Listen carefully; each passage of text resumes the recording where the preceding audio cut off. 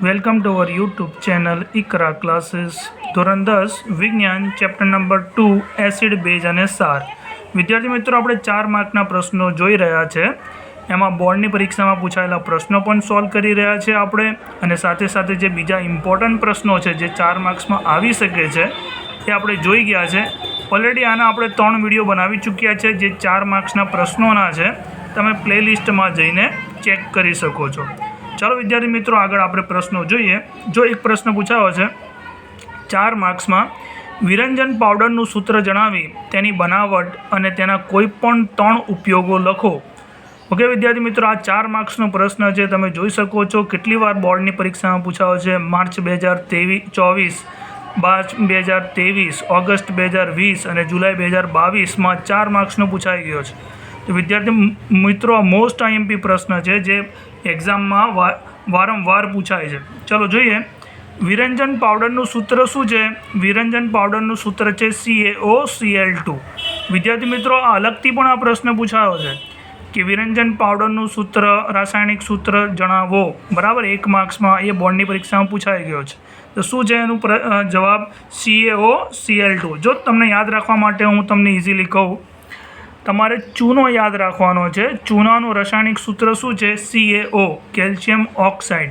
એને એની પાછળ ક્લોરીન વાયુને લગાડી દેવાનો છે, તો આ તમારો થઈ જશે વિરંજન પાવડર। ઓકે વિદ્યાર્થી મિત્રો, જેને આપણે બ્લીચિંગ પાવડર પણ કહીએ છીએ। ઓકે, તો રાસાયણિક સૂત્ર શું છે? CaOCl2, વિરંજન પાવડર, જેને આપણે બ્લીચિંગ પાવડર પણ કહીએ છીએ। ચાલો એની બનાવટ જોઈએ। બનાવટ શું છે વિદ્યાર્થી મિત્રો? ક્લોરીનની શુષ્ક ફોડેલા ચૂના સાથેની પ્રક્રિયા દ્વારા વિરંજન પાવડર બને છે। ઓકે વિદ્યાર્થી મિત્રો, જો આપણને બધાને ખબર છે કે આ કેલ્શિયમ ઓક્સાઇડમાં આપણે પાણીને મિક્સ કરીએ છીએ, ચૂના સાથે પાણીને મિક્સ કરીએ છીએ તો ફોડેલો ચૂનો બને છે। ઓકે, ફોડેલા ચૂનાનું શું બને છે? દ્રાવણ બને છે, કેલ્શિયમ હાઇડ્રોક્સાઇડ, જેને આપણે ફોડેલો ચૂનો કહીએ છીએ। આ દ્રાવણ સ્વરૂપે છે ને જો આને સૂકવી દેવામાં આવે તો આ શું બની જશે? શુષ્ક ફોડેલો ચૂનો, ફોડેલો ચૂનો, બરાબર। આ રીતે જો આમાંથી પાણીને આપણે સૂકવી દઈએ તો શુષ્ક ફોડેલો ચૂનો બની જશે, અને એ ફોડેલા ચૂનો જે શુષ્ક હોય એમાંથી ક્લોરીન વાયુને પસાર કરવામાં આવે। વિદ્યાર્થી મિત્રો, ફોડેલા ચૂનામાંથી જે શુષ્ક હોય, સૂકો, બરાબર, જેમાં પાણીના અણુ ના હોય, એમાંથી ક્લોરીન વાયુ પસાર કરીએ તો આપણને શું મળે છે? આપણને મળે છે વિરંજન પાવડર, વિરંજન પાવડર મળે છે। ઓકે વિદ્યાર્થી મિત્રો, અને આમાંથી શું છૂટું થાય છે? હાઇડ્રોજન, પાણીનો એક અણુ છૂટો થાય છે।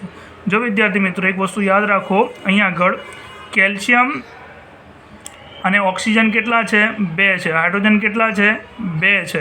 તો આમાંથી CaOCl2, બરાબર, આમાંથી CaO, એક ઓક્સિજન અને આ Cl2 લાગીને વિરંજન પાવડર બનશે, અને આમાંનો એક ઓક્સિજન હાઇડ્રોજન સાથે સંયોજાઈને શું બનશે? પાણી બનશે। તો આની બનાવટ કઈ રીતે છે? તો કે ભાઈ, શુષ્ક ફોડેલા ચૂનામાંથી ક્લોરીન વાયુ પસાર કરતા વિરંજન પાવડર બને છે। પછી આ રાસાયણિક પ્રક્રિયા તમારે લખવાની છે, એકદમ ઇઝી છે વિદ્યાર્થી મિત્રો। ઓકે, ચાલો જોઈએ। જો અહીંયા આગળ મેં લખી જ છે, અને તેના કોઈ પણ 3 ઉપયોગો લખો, તો આ એના ઉપયોગો છે વિદ્યાર્થી મિત્રો। ઓકે, જો ટેક્સટાઇલ ઉદ્યોગોમાં સૂતરાઉ અને લિનનના વિરંજન માટે, જો એક વસ્તુ સમજો, લિનનને આપણે શણ કહીએ છીએ, જેનાથી કોથળા બને છે। ઓકે, શણ, લિનન। પણ ટેક્સટાઇલ ઉદ્યોગોમાં સૂતરાઉ અને લિનનના વિરંજન માટે એક વસ્તુ સમજો વિદ્યાર્થી મિત્રો, જો આપણા કપડાં એમાં જો મેલ અને ડાઘા હોય, બરાબર, અથવા મેલા હોય, તો આપણે સિમ્પલ ડિટર્જન્ટ પાવડરથી એને ધોઈ નાખીએ છીએ। પણ ઘણી વખત એવા ડાઘ હોય, જે રીતે શાહીના ડાઘ છે, બરાબર છે, તો એ જનરલી કપડામાંથી ધોવાથી જતા નથી, તો એમાં બ્લીચિંગ પાવડરથી આપણે ધોઈએ છીએ તો તેનાથી એ ડાઘ જે એકદમ સહીવાળા હોય, જે એકદમ ડાર્ક હોય, તો એ ધોવાઈ જાય છે। તો વિદ્યાર્થી મિત્રો, એક વસ્તુ યાદ રાખજો, વિરંજન પાવડર જે બ્લીચિંગ પાવડર છે એ કપડામાંથી કે કોઈ પણ વસ્તુમાંથી બિલકુલ કલર, દાગ નીકાળી દે, બરાબર, વિરંજન એને બિલકુલ કલર નીકાળી દે અને વ્હાઇટ બનાવી દે તો એવા પાવડરને આપણે વિરંજન પાવડર કહીએ છીએ. ઓકે, તો અહીંયા પણ સુતરાઉ કાપડ અને શણમાંથી કલર બિલકુલ નીકાળી દેશે અને એને વ્હાઇટ કરી નાખશે. એના માટે ટેક્સટાઇલ ઉદ્યોગોમાં વપરાય છે. ઓકે, બીજું કાગળ ઉદ્યોગોમાં જે લાકડાના માવાના વિરંજન માટે આપણને ખબર છે કાગળ શામાંથી બને છે? લાકડાના માવામાંથી બને છે. અને એમાંથી કલર દૂર કરવા માટે શું વપરાય છે? વિરંજન પાવડર વપરાય છે. ઓકે, વિરંજન કલરને દૂર કરવા માટે. ઓકે વિદ્યાર્થી મિત્રો, બિલકુલ રેસામાંથી, કાપડના રેસામાંથી કે લાકડાના માવામાંથી કલરને દૂર કરી દેશે. ઓકે, જો આગળ લોન્ડ્રીમાં ધોયેલા કપડાના વિરંજન માટે, એટલે કપડાને પાછા એમાંથી કલરને નાબૂદ કરવું હોય, નીકાળવું હોય તો વિરંજન પાવડરનો ઉપયોગ થાય છે. અનેક રાસાયણિક ઉદ્યોગોમાં ઓક્સિડેશન કરતા તરીકે, આપણને ખબર છે ઓક્સિડેશન કોને કહેવાય વિદ્યાર્થી મિત્રો? કેવી રાસાયણિક પ્રક્રિયા જેમાં ઓક્સિજન ઉમેરાતો હોય તો એને ઓક્સિડેશન કહેવામાં આવે છે. પણ જે પદાર્થ આ વસ્તુ કરાવતો હોય, ઓક્સિડેશન કરાવતો હોય એને આપણે ઓક્સિડેશન કરતા કહીએ છીએ. તો અહીંયા આગળ વિરંજન પાવડરનો ઉપયોગ ઓક્સિડેશન કરતા તરીકે પણ થાય છે. અને પીવાના પાણીને જંતુઓથી મુક્ત કરવા માટે જંતુનાશક તરીકે, જો આપણા પીવાના પાણીમાંથી જંતુઓને દૂર કરવા માટે પણ આનો ઉપયોગ થાય છે. વિદ્યાર્થી મિત્રો, મોસ્ટ આઈએમપી છે. ઓકે, આને તૈયાર કરો, પરીક્ષામાં આવી શકે છે. બરાબર, 2023, 2024, 2025માં પણ આવી શકે છે.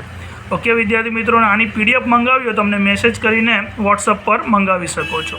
ચાલો આગળ પ્રશ્નો જોઈએ. બીજા, દોવાના સોડાનું રાસાયણિક નામ જણાવો. તો એનું રાસાયણિક નામ છે સોડિયમ કાર્બોનેટ. અને રાસાયણિક સૂત્ર જણાવો. તો એનું રાસાયણિક સૂત્ર છે Na2CO3. ઓકે, અને ઇન્ટુ 10H2O. વિદ્યાર્થી મિત્રો, ધોવાના સોડાને બીજું નામ શું છે? વોશિંગ સોડા પણ કહીએ છીએ. અને ખાવાના સોડાનું આપણે જોઈ ગયા છે જેને બેકિંગ સોડા કહીએ છીએ. હવે ધોવાનો સોડા, જો એનું રાસાયણિક નામ શું છે વિદ્યાર્થી મિત્રો? Sodium carbonate. ઓકે, અને એનું સૂત્ર શું છે? ધોવાના સોડાનું સૂત્ર છે Na2CO3 ઇન્ટુ 10H2O. વિદ્યાર્થી મિત્રો, પાણીના 10 અણુઓ સોડિયમ કાર્બોનેટ સાથે જોડાઈને શું બનાવે છે? ધોવાનો સોડા.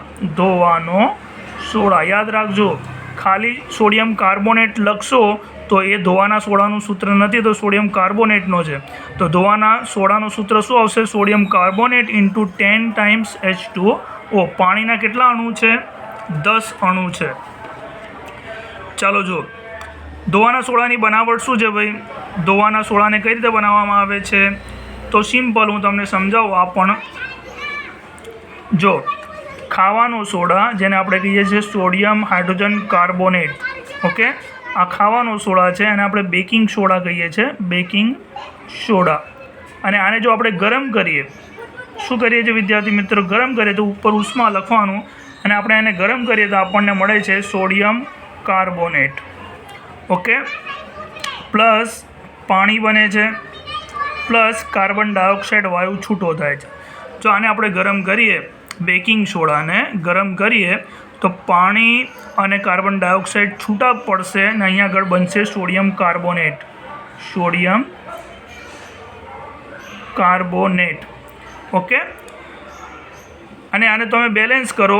Na2 છે તો અહીંયા આગળ 2 મૂકીશું તો સોડિયમના અણુ 2 થઈ ગયા, તો હાઇડ્રોજનના અણુ પણ 2 થયા, તો અહીંયા આગળ હાઇડ્રોજન 2 જ છે. અને કાર્બનના અણુ 2 થયા, તો કાર્બન અહીંયા 1 વખત, અહીંયા 1 વખત. ઓકે, કાર્બન ડાયોક્સાઇડનો કાર્બન અને કાર્બોનેટનો કાર્બન. અને અહીંયા આગળ ઓક્સિજન કેટલા થયા? 2, 3, 6. તો આ 3 ઓક્સિજન, આ 1 ઓક્સિજન અને આ 2 ઓક્સિજન, ટોટલ કેટલા થઈ ગયા? 6. આ રીતે બેલેન્સ થઈ જાય. હવે સોડિયમ કાર્બોનેટ તૈયાર થયા પછી એનું પુનઃસ્ફટિકરણ કરવામાં આવે છે. એટલે એને પાણી સાથે મિક્સ કરવામાં આવે છે. પુનઃસ્ફટિકરણ પાણી સાથે મિક્સ કરવામાં આવે છે. તો સોડિયમ કાર્બોનેટ પાણી સાથે સંયોજાઈને ધોવાનો સોડા બનાવે છે. ઓકે, એટલે 10 ટાઈમ્સ H2O. તો આ શું થયું વિદ્યાર્થી મિત્રો? ધોવાનો સોડા. અને આ પ્રક્રિયા જે પાણી સાથે મિક્સ કરીને ધોવાનો સોડો બનાવવામાં આવે છે, આને કહેવામાં છે પુનઃસ્ફટિકરણ પ્રક્રિયા. ઓકે, કંઈ જ નથી, ખાલી બંનેને ભેગા કરી દેવાના છે એટલે આ બની જશે. બરાબર, નટુ કોથરી ભાઈ એ તમારો ધોવાનો સોડા છે. બરાબર ને, એ ધોવાનો સોડા છે. અને આ રીતે પણ યાદ રાખો, કારણ કે ઘણા છોકરાઓ બરાબર છે. આમાં કન્ફ્યુઝ થઈ જાય કે ધોવાનું સૂત્ર શું છે, Na2CO3 છે કે NaHCO3 છે. તો ભાઈ આ ખાવાનો સોડા છે NaHCO3, અને આ શું છે, ધોવાનો સોડા છે, બરાબર, Na2CO3. તો આ રીતે પણ યાદ રાખી શકો કે નટુભાઈ પોતાના કપડાં ધોવા માટે Na2CO3નો ઉપયોગ કરે છે. નટુ કોથળી, બરાબર ને, ધોવાના સોડાની કોથળીનો ઉપયોગ કરે છે. આ રીતે પણ તમે યાદ રાખી શકો છો. નટુ કોથળી એટલે ધોવાનો સોડા. ઓકે, જો અહીંયા આગળ તો પહેલાં આપણે ગરમ કરીને આ જે પ્રક્રિયા જોઈ ગયા છે, એના પછી એનું આપણે શું કરવાનું છે, પુનઃ સ્ફટિકરણ એટલે પાણી સાથે મિક્સ કરી દો એટલે તમને ધોવાનો સોડા મળી જશે. ઓકે વિદ્યાર્થી મિત્રો, ચાલો જો અહીંયા આગળ એક શોર્ટ ક્વેશ્ચન પૂછી શકાય કે ધોવાના સોડાનું રાસાયણિક સૂત્ર શું છે ભાઈ, Na2CO3 × 10 ટાઈમ્સ H2O. ઇન્ટુ છે, અલગથી લખવાનું નથી, ભેગું લખવાનું છે ડોટ કરીને. અને ધોવાનો સોડા એ બેઝિક સાર છે. આ ખાલી જગ્યામાં કે ખરા ખોટામાં આવી શકે છે કે ધોવાનો સોડા શું છે ભાઈ, તો બેઝિક સાર છે. ઓકે, એ શું છે વિદ્યાર્થી મિત્રો, બેઝિક સાર છે. ચાલો ધોવાના સોડાનો ઉપયોગો જોઈએ આપણે. ધોવાના સોડાનો ઉપયોગ કાચ, સાબુ અને કાગળ ઉદ્યોગમાં થાય છે, બરાબર ને. કાચ, સાબુ અને કાગળ ઉદ્યોગમાં આ વસ્તુઓ બનાવવા માટે થાય છે. અચ્છા, બીજો ઉપયોગ શું છે ભાઈ, બોરેક્સ જેવા સોડિયમ સંયોજનોની બનાવટમાં, અને બોરેક્સ જેવા સોડિયમ સંયોજનની બનાવટમાં થાય છે. અને ઘરોમાં સફાઈના હેતુ માટે, કપડાં અને વાસણ ધોવા માટે.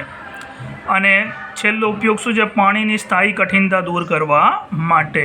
તો આટલું ઉપયોગ છે ધોવાના સોડાનો. ઓકે વિદ્યાર્થી મિત્રો, તો બીજા 4 માર્ક્સના પ્રશ્નો સાથે મળીએ બીજા વિડીયોમાં. ઓકે, ચાલો.